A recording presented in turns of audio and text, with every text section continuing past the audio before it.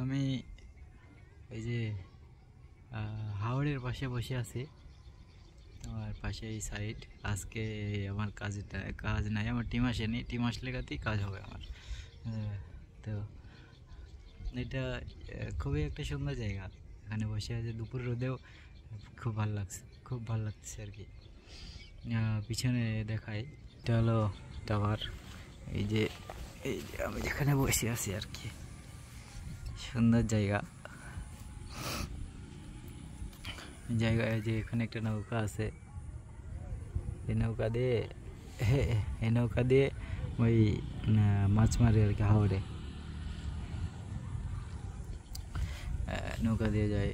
নৌকাতে যে হাঁস চলে, ওই যে হাঁস চলে।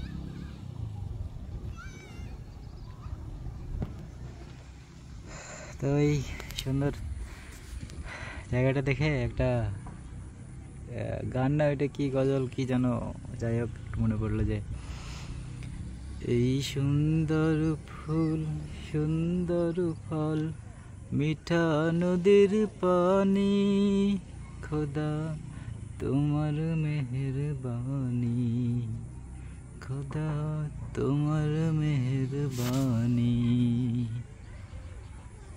এই সুন্দর ফল সুন্দর ফুল মিঠা নদীর পানি,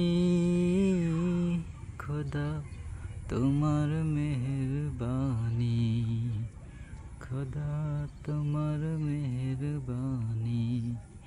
এইটুকুই আমি জানি। এই আর ওই যে ওইখানে একটা জেলে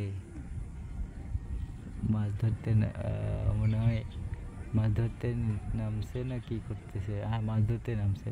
ওই এই জালাগুলা এগুলা ফালাই রাখে ভিতরে, মানে নদী হাওড়ে। এই যে কী বলে এটাকে, নাম জানি না। এর ভিতরে মাছ আটকায় থাকে আর কি। মাছ এই ভিতরে গেলে মাছ আটকায় আর বেরোতে পারে না।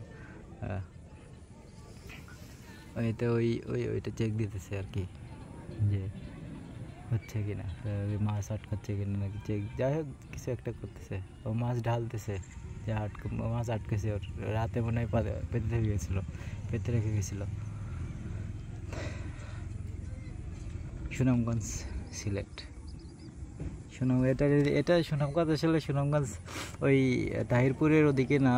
এটা হলো নেত্রকোনা দিয়ে আসতে হয়। নেত্রকোনা থেকে এটা 31 কিলোমিটার এই জায়গাটা।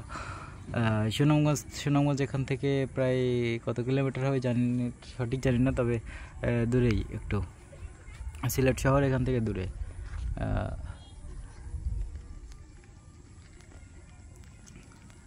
ওই যে নাকি বাঁশির সুর নাকি ওই দোকানের ওদিকে, এই দোকানের এদিকে ইয়া চলতেছে, টিভি চলতেছে মনে হয়, গান হচ্ছে ওখানে, শোনা যায়।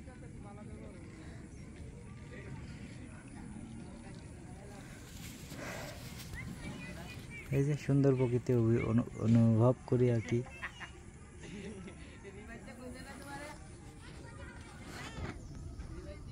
যাই, আজকে দেখি কোথায় থাকা যায়। থাকা এখনো ডিসিশন হয়নি আর কি, এখনো হয়নি। থাকবো কোথায় সেটা সঠিক বলতে পারি না। তারপর এখন এখান থেকে নেত্রকোনা শহরও 31 কিলোমিটার। আর কোথায় যে হোটেল আছে সেটা জানি না। এখন এখানে যদি থাকার ব্যবস্থা করতে পারি তাহলে ভালো, তাহলে তো হয়ে গেল। থাকার ব্যবস্থা এখানে না হলে